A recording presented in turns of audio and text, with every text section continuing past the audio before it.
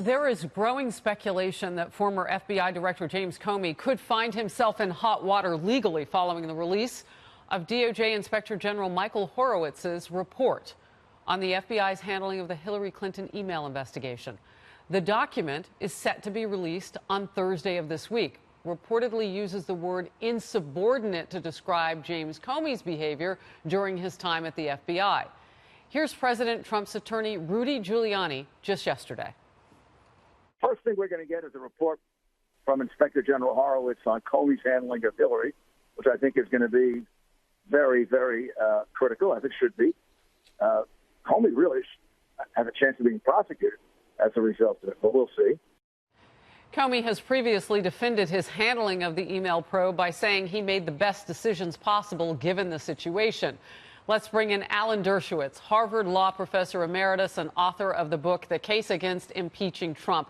Always great to see you. So talk to me about Rudy Giuliani and James Comey. Is he right about what he's saying in terms of he could find himself in legal trouble? Well, Rudy's a good friend of mine and a great lawyer, but I fundamentally disagree with trying to criminalize political differences in this context. Look, I've been a longtime opponent of trying to criminalize political differences by Donald Trump and by people in the Trump administration. And now that the shoe's on the other foot, I take the same position. Let's not turn disagreements into crimes. Even if he acted insubordinately, that's not a crime. And we have to start disarming both sides and stop weaponizing the criminal justice system and using it against political opponents. So I hope that if he's criticized, that's fine in the marketplace of ideas. But let's not turn criticism into criminalization on either side. All right, so that's Rudy Giuliani's take on it. But let's take a look and hear from Bob Goodlatte on the same topic, because what he's saying is if it does progress to the point where Comey or anybody else coming out of the Inspector General's report needs further litigation or prosecution, here's what he sees.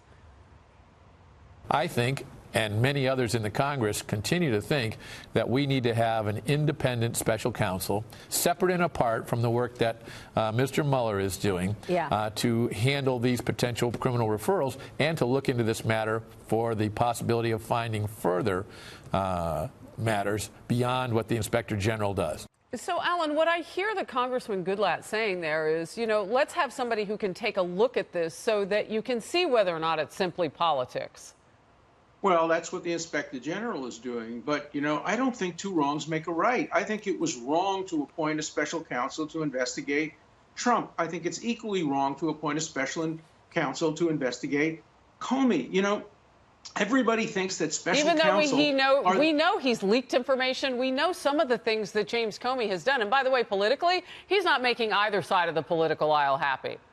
There's no question about that, but you don't turn political opposition into criminalization. Leaking is not a crime unless it's leaking of a grand jury material. Let's understand that there are criminal statutes, and they should be defined narrowly, and we shouldn't be weaponizing the criminal justice system against either side. I was critical of President Trump when he called for lock her up to Hillary Clinton, or let's have a special counsel to Hillary Clinton. The president has said that he thinks special counsel are unconstitutional. I don't agree with that. But if he thinks they're unconstitutional as to him, they are surely unconstitutional as well as to Comey or as to anybody else. We have to have neutral principles, the same principles. All right. People confuse my advocacy. I'm not there as an advocate for President Trump. I'm an advocate for civil liberties because the American Civil Liberties Union is dead in the water. Alan, because I'm going to lose you, and I want to step in with what we know to be true about allegations of bias inside the FBI. We had text messages flowing between at least two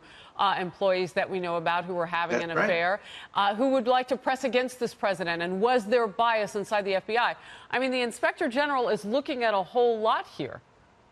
And he should be, and those are appropriate functions for the Inspector General.